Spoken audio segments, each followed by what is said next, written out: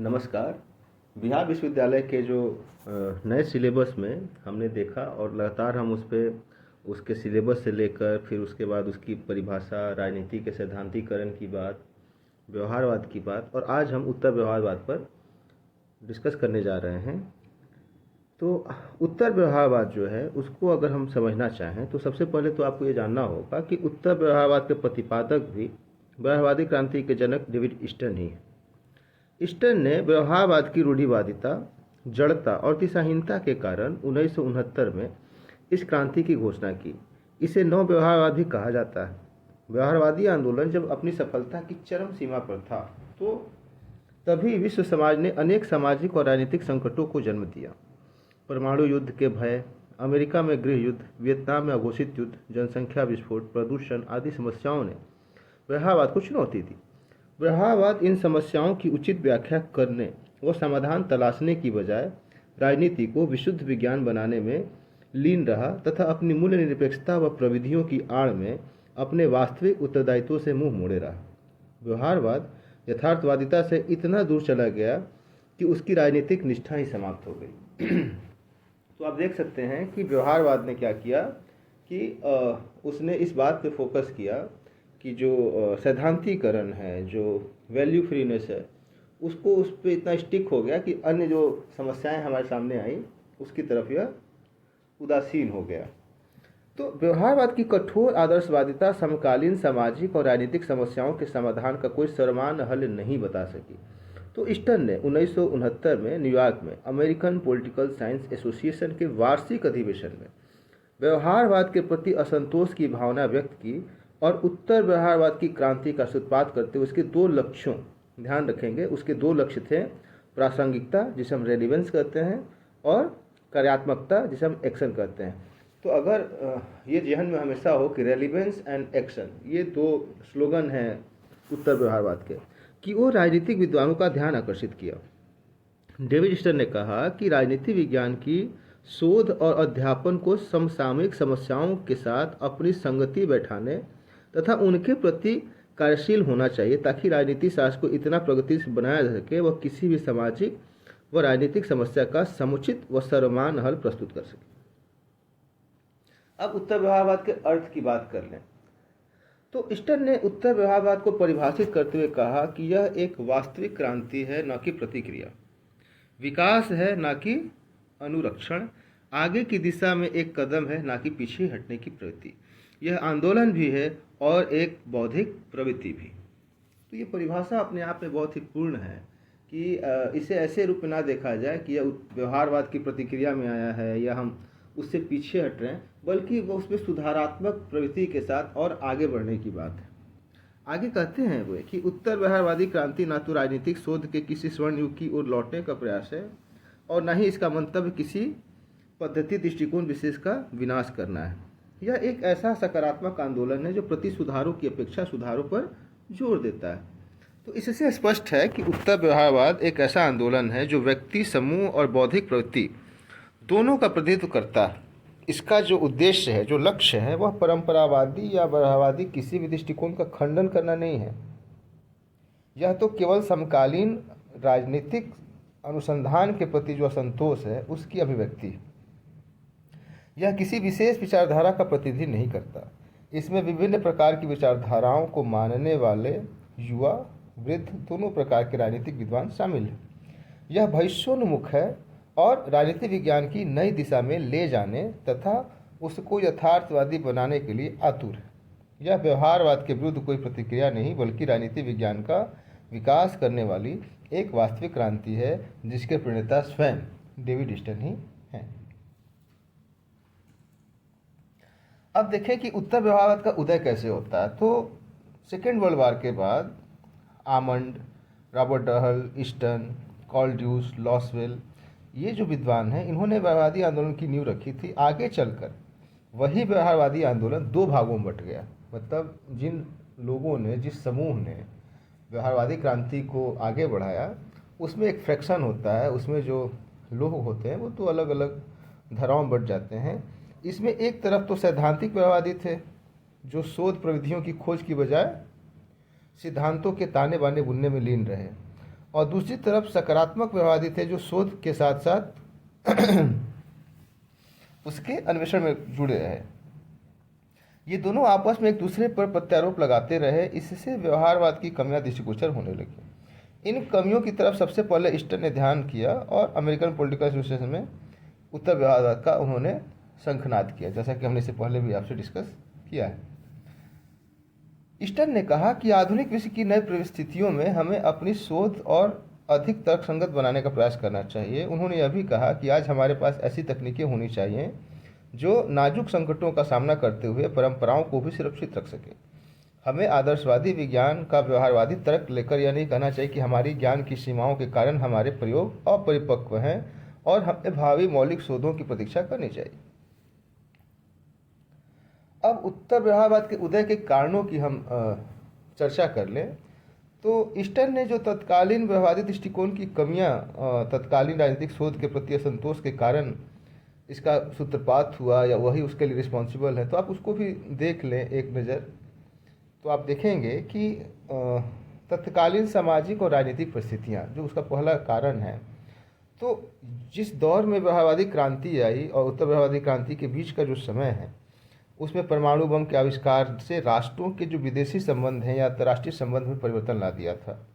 America का गृह युद्ध, वियतनाम का घोषित युद्ध और इसके साथ साथ बहुत सारी चीज़ें थी जो बहुत तेज़ी से बदल रही थी। समाज में ऐसी समस्याएं पैदा हो गई थी कि व्यवहारवाद से उसका समाधान नहीं निकल पा रहा था। तो इसलिए परिवर्तनशील परिस्थितियों में एक नए दृष्टिकोण की आवश्यकता अनुभव की गई जो इन समस्याओं के समुचित उत्तर दे सके।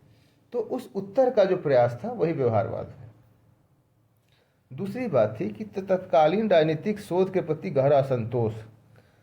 जो व्यवहारवादी शोध हो रहे थे वह प्राकृतिक विज्ञानों को ध्यान में रखकर उनके जैसे बनने की कोशिश हो रही थी और उस तरीके से शोध करने के कारण ये हुआ कि जो शोध पे खर्च था वह भी बहुत अधिक हो रहा था और जो रिजल्ट है, जो प्रतिफल है, वह संतोषजनक नहीं।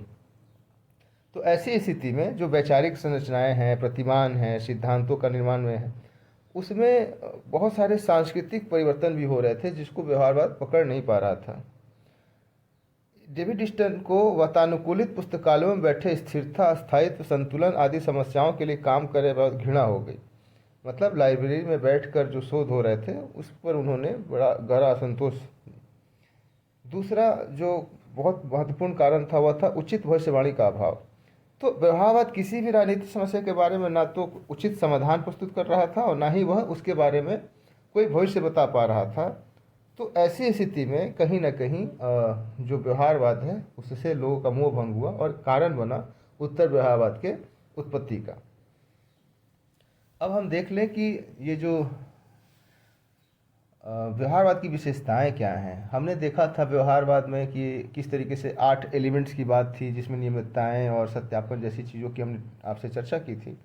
उसी प्रकार से उत्तर व्यवहारवाद की भी कुछ विशेषताएं हैं जिसकी चर्चा हम करने जा रहे हैं। डेविड ईस्टर्न ने अपनी पुस्तक द पॉलिटिकल सिस्टम से राजनीतिक शोध को भावी समस्याओं के समाधान पर आधारित बनाने के लिए इसे प्रासंगिकता और क्रियानिष्ठता पर आधारित किया। 1969 में अमेरिकन पॉलिटिकल एसोसिएशन के वार्षिक सम्मेलन में उन्होंने इसके बारे में विस्तार से चर्चा की है और उत्तर व्यवहारवाद की उन्होंने 7 विशेषताएं बताई हैं जिन्हें उन्होंने उत्तर व्यवहारवादी क्रांति की बौद्धिक आधारशिलाओं के नाम से उद्बोधित किया है। तो उत्तर व्यवहारवाद की जो 7 विशेषताएं हैं हम उसको 1 बाय 1 देख लें। नंबर 1 है तकनीक की अपेक्षा सार वस्तु का महत्व। उत्तर व्यवहारवादी तकनीक की अपेक्षा सार वस्तु पर अधिक जोर देते हैं। उनका कहना है कि तथ्य तकनीक से पहले आने चाहिए। अनुसंधान के लिए वे परिष्कृत उपकरणों का विकास करना आवश्यक तो मानते हैं, लेकिन उससे अधिक उद्देश्यों को मानते हैं जिनके लिए उपकरणों का प्रयोग हो रहा है। इस दृष्टि से तकनीक को सीमित महत्व दिया जाना चाहिए। उनका कहना है कि जब वैज्ञानिक अनुसंधान समकालीन आवश्यक सामाजिक समस्याओं की दृष्टि से असंगत व असारगर्भित है तो उस पर समय लगाना बेकार। उत्तर व्यवहारवादियों का नारा है असंगत होने से अस्पष्ट होना अधिक अच्छा है। इसलिए उन्होंने समकालीन समस्याओं के साथ साथ एक उद्देश्यपूर्ण संगति बैठाने पर अधिक जोर दिया। तो यह उसकी पहली विशेषता है। दूसरी विशेषता है सामाजिक परिरक्षण की अपेक्षा सामाजिक परिवर्तन पर जोर। उत्तर व्यवहारवादियों का कहना है कि समकालीन राजनीतिक विज्ञान को सामाजिक परिरक्षण की बजाय सामाजिक परिवर्तन पर अपना ध्यान केंद्रित करना चाहिए। उन्होंने कहा कि व्यवहारवादी विद्वानों ने तथ्यों को सामाजिक संदर्भ में समझने की कोई चेष्टा नहीं की, कोई प्रयास नहीं किया। इसलिए व्यवहारवादी राजनीतिक विज्ञान सामाजिक रूढ़िवादिता का शिकार हो गया। यदि शोध परिरक्षण की बजाय सामाजिक परिवर्तन की ओर उन्मुख होगी तो राजनीति व सामाजिक समस्याओं के समाधान का रास्ता निकाला जा सकता है। इसलिए उत्तरवादियों का मुख्य लक्ष्य है क्या होना चाहिए का अध्ययन करना होना चाहिए। क्रूर राजनीतिक यथार्थताओं को स्वीकार करना। उत्तर व्यवहारवादियों का मानना है कि व्यवहारवाद ने राजनीति की क्रूर वास्तविकताओं से अपना मुंह मोड़ लिया, इसलिए वह तथ्यों की गहराई तक पहुंचने में असफल रहे। बदलते परिवेश में जब अनुसंधान, समृद्धि और तकनीकी के विकास के दौर में पश्चिमी समाज में सामाजिक संघर्ष बढ़ रहे हैं, उससे राजनीति विज्ञान द्वारा अपना पल्ला झाड़ना अच्छा नहीं। उत्तर व्यवहारवादियों ने वास्तविक राजनीति की आवश्यकताओं के अनुरूप ही अपने अध्ययन विश्लेषण के संचालन पर जोर दिया। उन्होंने सैद्धांतिक खोजों की तुलना में यथार्थवादी राजनीतिक समस्याओं पर अपना ध्यान केंद्रित किया ताकि मानव जाति की जो आवश्यकताएं हैं वह पूरी हो सके और जो संकट है, जो क्राइसिस है, उसका समाधान निकाला जा सके। चौथी विशेषता है मूल्यों को महत्व देना। उत्तर व्यवहारवादी मूल्यों को बहुत अधिक महत्व देते हैं और वैज्ञानिकता के नाम पर अध्ययन से मूल्यों को दूर रखने का विरोध करते हैं। उनका कहना है कि व्यवहारवादियों ने मूल्य निरपेक्ष दृष्टिकोण पर अधिक जोर देकर ज्ञान को गलत उद्देश्यों के लिए प्रयोग किया है। उनका मानना है कि मूल्यों की आधारशिला पर ही ज्ञान की इमारत खड़ी की जा सकती है। राजनीतिक मूल्यों का बहुत महत्व होता है, इसलिए वैज्ञानिकता के नाम पर राजनीतिक अध्ययन से मूल्यों को दूर नहीं किया जा सकता। इससे राजनीति विज्ञान में समस्त अध्ययन व खोजें उद्देश्यपूर्ण व तर्कसंगत बनी रहती हैं। यदि मूल्यों को ज्ञान की प्रत्येक शक्ति ना मान जाए तो ज्ञान का प्रयोग गलत उद्देश्यों के लिए किया जा सकता है। इस प्रकार उत्तर व्यवहारवादियों ने मूल्यों को बहुत अधिक महत्व देकर व्यवहारवादी क्रांति के दौर में उनकी खोई हुई प्रतिष्ठा को फिर से स्थापित कर दिया। बुद्धिजीवियों का उत्तरदायित्व सुनिश्चित करना। उत्तर व्यवहारवादियों का कहना है कि बुद्धिजीवी वर्ग सामाजिक अभियंत्रण में महत्वपूर्ण भूमिका निभा सकते हैं। सभ्यता के मानवीय मूल्य के संरक्षण में उनकी भूमिका महत्वपूर्ण हो सकती है। यदि बुद्धिजीवी वर्ग अपने इस उत्तरदायित्व से मुंह मोड़ता है तो केवल तकनीकविद और यंत्रवादी बनकर रह जाएंगे और समाज के साथ खिलवाड़ कर रहे हैं और अन्वेषण की स्वतंत्रता की आड़ में अपने सामाजिक उत्तरदायित्व से मुंह मोड़ रहे हैं। इसलिए उनको सामाजिक समस्याओं के प्रति जागरूक होना चाहिए और मूल्यों पर आधारित खोजों पर ही ध्यान केंद्रित करना चाहिए ताकि बुद्धिजीवी के रूप में उनका उत्तरदायित्व पूरा हो सके। अगली विशेषता है क्रियानिष्ठता पर जोर। ज्ञान की क्रियात्मकता उत्तर व्यवहारवाद का मूल तंत्र है। उनका कहना है कि ज्ञान का उपार्जन करने से ही बुद्धिजीवियों का उत्तरदायित्व पूरा नहीं हो जाता, बल्कि उनका प्रमुख कर्तव्य है कि वे ज्ञान को क्रियात्मक बनाएं, अर्थात ज्ञान का प्रयोग सामाजिक समस्याओं को दूर करने के लिए किया जाए। ईस्टन ने कहा है कि जानने का अर्थ है कार्य करने का उत्तरदायित्व अपने हाथों में लेना और कार्यरत होने का अर्थ है समाज के पुनर्निर्माण में अपने आप को लगा देना। इसलिए उत्तर व्यवहारवादियों ने चिंतनोन्मुख ज्ञान की अपेक्षा क्रियात्मक ज्ञान पर जोर दिया है ताकि समसामयिक सामाजिक समस्याओं का सर्वमान्य हल प्रस्तुत किया जा सके। अगली विशेषता है व्यवसायों का राजनीतिकरण। उत्तर व्यवहारवादी राजनीति से उदासीन रहने से होने वाली हानियों के प्रति सचेत थे, इसलिए उन्होंने सबको व्यवसायों का राजनीति करने पर जोर दिया। उनका कहना है कि सभी वर्गों के बुद्धिजीवियों को राजनीतिक दृष्टि से राजनीति के प्रति वचनबद्ध होना चाहिए और रचनात्मक कार्यों में अपना योगदान देना चाहिए।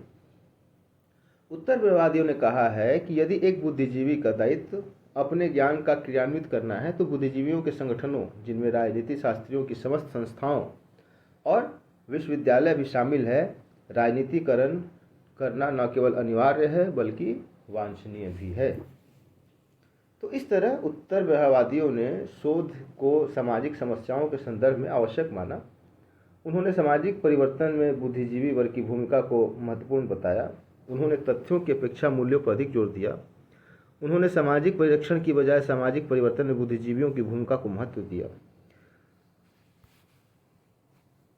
अब अगर हम व्यवहारवाद और उत्तर व्यवहारवाद के मूल्यांकन की बात कर लें, क्योंकि हम जिस तरीके से चल रहे हैं व्यवहारवाद को डिस्कशन करने के बाद हम उत्तर व्यवहारवाद के बाद में चले। आखिर इन दोनों ने जो कंट्रीब्यूशन है, इन दोनों ही सिद्धांतों का, इन दोनों ही पद्धतियों का, इन दोनों ही उपागमों का जो सामाजिक या राजनीतिक क्षेत्र में इसकी उपादेयता है, उसको देखना बड़ा ही आवश्यक है। तो हम इसके मूल्यांकन को देख लें कि व्यवहारवाद ने राजनीति शास्त्र के क्षेत्र और प्रकृति में क्रांतिकारी परिवर्तन लाकर उसे आधुनिकता प्रदान की।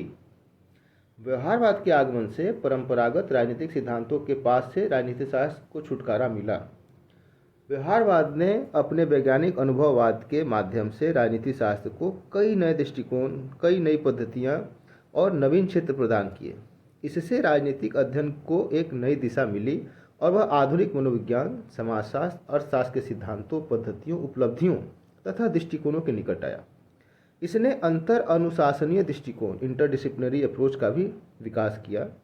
व्यवहारवाद ने राजनीति विज्ञान को वैज्ञानिक विधियां व मूल्य निरपेक्ष दृष्टिकोण देकर उसके स्वरूप और विषय वस्तु पर व्यापक प्रभाव डाला। लेकिन इतना होने के बाद भी व्यवहारवादी क्रांति बहुत ही जल्दी असफलता की ओर मुड़ गई और इसकी सीमित उपयोगिता तथा सीमाओं ने इसे धराशायी कर दिया और उसका स्थान उत्तर व्यवहारवाद ने लिया। उत्तर व्यवहारवाद ने व्यवहारवाद के समस्त दोषों को दूर करने के लिए समाज की वास्तविक समस्याओं पर अपना जो सर्वाधिक ध्यान था उसको केंद्रित किया।